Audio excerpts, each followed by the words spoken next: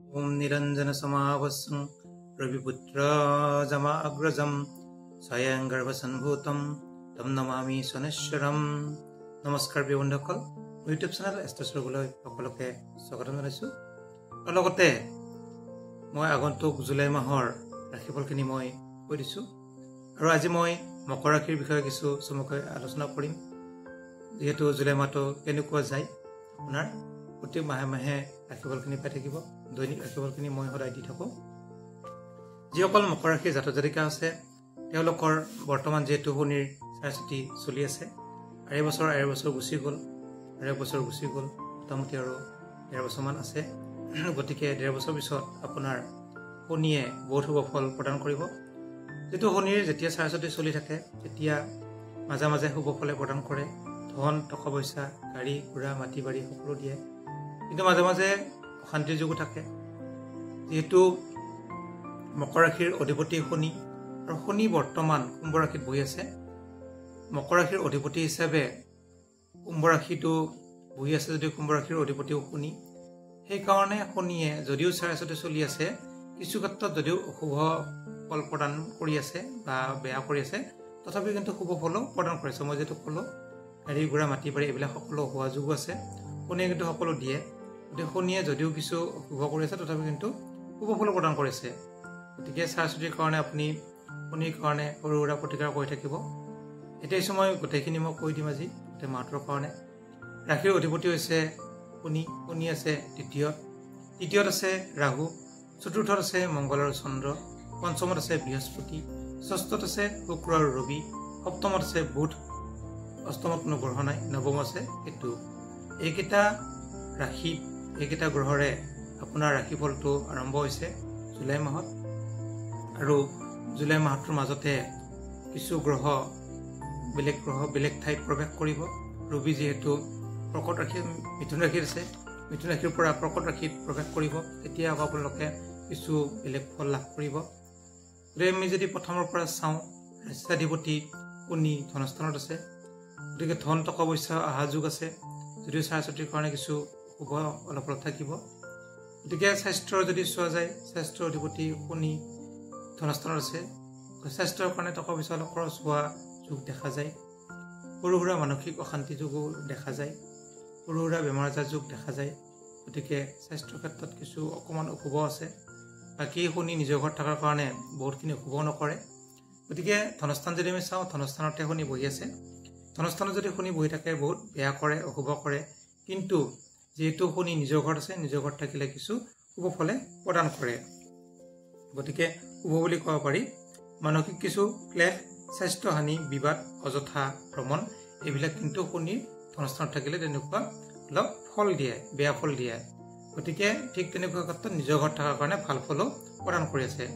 এতিয়া চাওঁ আমি ভাতৃস্থানত যিহেতু ৰাহু বহি আছে, অধিপতি বৃহস্পতি আছে যিহেতু পঞ্চমত। গতিকে ভাতৃস্থান অতি শুভ। ভাতৃৰ ফালৰ পৰা আপুনি সহায় সহযোগিতা লাভ কৰিব, আপোনাৰ ফালৰ পৰা ভাতৃয়ে সহায় সহযোগিতা লাভ কৰিব। গতিকে ভাতৃস্থানটো অতি শুভ। এতিয়া আছোঁ প্ৰাইমাৰী শিক্ষাত বহি আছে মংগল আৰু চন্দ্ৰ, আৰু মংগল আছে স্বগৃহী, মানে স্বৰাশি, নিজৰ ৰাশিত থকাৰ কাৰণে মংগলে অতি শুভ ফল প্ৰদান কৰিব। আৰু যিসকলে মেট্ৰিকলৈকে পঢ়ি আছে, 8, 9, 10 এইবিলাকৰ কিন্তু অতি শুভ ফল লাভ কৰিব। অংক, বিজ্ঞান এইবিলাকত কিন্তু শুভ ফলে লাভ কৰিব, বহু নম্বৰ পাব, বহুতখিনি শুভ মকৰ ৰাশিৰ। উচ্চ শিক্ষা যে আমি উচ্চ শিক্ষাত যিহেতু বৃহস্পতি বহি আছে, গতিকে ত্ৰিকোণত যদি বৃহস্পতি থাকে তেতিয়া বহুত ভাল ফল প্ৰদান কৰে। বৃহস্পতি যিহেতু গুৰু আৰু পঢ়াৰ গুৰু বুলি ক'ব লাগিব, গুৰু সহায় গোটেই মাহটো লাভ কৰিব। যিহেতু টিচাৰসকলে মকৰ ৰাশিৰ জাতক জাতিকাসকলক বহুতখিনি সহায় কৰিব, আৰু সহায় সহযোগত আপুনি বহুত আগত যাব পাৰিব। গতিকে প্ৰতিযোগিতামূলক পৰীক্ষাত পাছ কৰিব যদি জুলাই মাহত পৰীক্ষা হয়, বা যদি আপুনি APSC, IPS, ইঞ্জিনিয়াৰিং এইবিলাক পৰীক্ষা দিব খোজে তেতিয়া কিন্তু শুভ ফল লাভ কৰিব। এতিয়া আছোঁ স্বাস্থ্যত আছে আপোনাৰ ৰবি আৰু শুক্ৰ আৰু ৰবি দুটা শত্ৰু। স্বাস্থ্যত ৰবিৰ কাৰণে সৰু সুৰা মূৰৰ বিষ অলপ হৈ থাকিব পাৰে, কিন্তু ৰবিৰ লগত শুক্ৰ থকাৰ কাৰণে শুক্ৰ যিহেতু দুৰ্বল হৈ গৈছে, ৰবিৰ লগত যদি গ্ৰহ এটা থাকে সেই গ্ৰহটো নিচস্ত হয় বা লজ্জাগত হয় বা অস্তমিত হয়। শুক্ৰৰ লগত মানে ৰবি থকাৰ কাৰণে শুক্ৰ কিন্তু দুৰ্বল হৈছে, অস্তমিত হৈছে। সেইকাৰণে শুক্ৰই বহুত ভাল ফল প্ৰদান কৰিব পৰা নাই। এতিয়া আমি চাইছোঁ, গতিকে সপ্তমত আছে বুধ। সপ্তম আছে বিবাহস্থান। বিবাহস্থানৰ অধিপতি যিহেতু চন্দ্ৰ আছে তৃতীয়ত। গতিকে যেতিয়া চন্দ্ৰ সপ্তমত প্ৰৱেশ কৰিব তেতিয়া কিন্তু বিবাহৰ কাৰণে শুভ দিন আৰম্ভ হ'ব। গতিকে বুধ থকাৰ কাৰণে বুধে কিছু অশুভ ফল প্ৰদান কৰি আছে। বুধ হৈছে কুমাৰ গ্ৰহ। যেতিয়া কুমাৰ গ্ৰহ এটা বিবাহস্থানত থাকে তেতিয়া মানে কি হয়, বিয়া মানে নাপাতা লাগে, তেনেকুৱা হৈছে মকৰ ৰাশিৰ জাতক জাতিকাসকলৰ।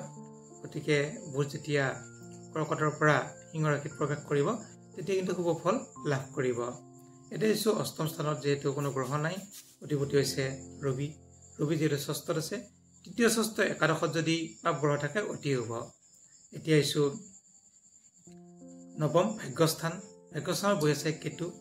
গতিকে কেতুৱে আপোনাৰ ভাগ্যটো সঞ্চাৰ কৰিছে, অধিপতি কিন্তু বুধ। বুধ যিহেতু কেন্দ্ৰত আছে, বিবাহস্থানত যিহেতু কিছু অশুভ যদিও কৰে, আপোনাৰ ভাগ্য ক্ষেত্ৰত কিন্তু শুভ ফলে প্ৰদান কৰিব।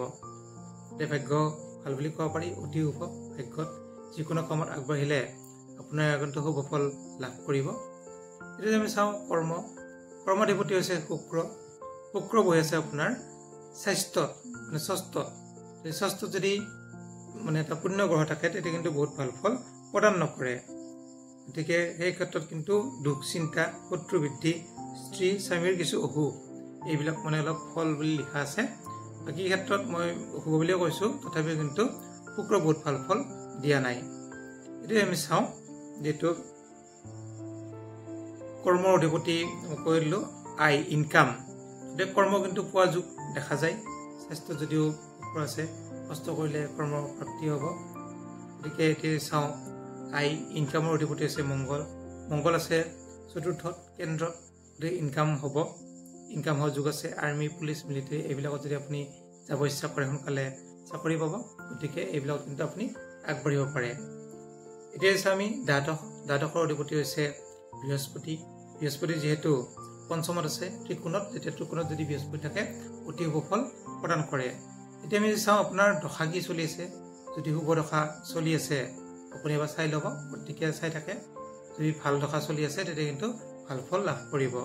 কৰ্মফল বা আপোনাৰ বিদ্যালাভ, দোকান বজাৰ এইবিলাকত মানে ভাল ফল লাভ কৰিব। আমি থুলমূলকৈ চাওঁ, আপুনি প্ৰতিকাৰ হিচাপে শনিৰ প্ৰতিকাৰ কৰিব, যিহেতু শনি আপোনাৰ 4 চলি আছে। আৰু বিশেষকৈ যিহেতু আপোনাৰ ভাগ্য ঘৰত কেতু আছে, কেতুৰ কাৰণে অলপ দান দক্ষিণা আগবঢ়াব। আগৰ ভিডিঅ' দি দিছোঁ, আপোনালোকে চালে পাই যাব। যদি কিবা সুধিবলগীয়া থাকে আপোনালোকে সুধিব পাৰে। আৰু যদি যিসকল নতুনকৈ আহিছে মোৰ চেনেলটো ছাবস্ক্ৰাইব কৰি দিব, আপোনালোকে দৈনিক ৰাশিফলখিনি পাই থাকিব আৰু মাজে মাজে ভিডিঅ'বিলাক পাই থাকিব। ধন্যবাদ।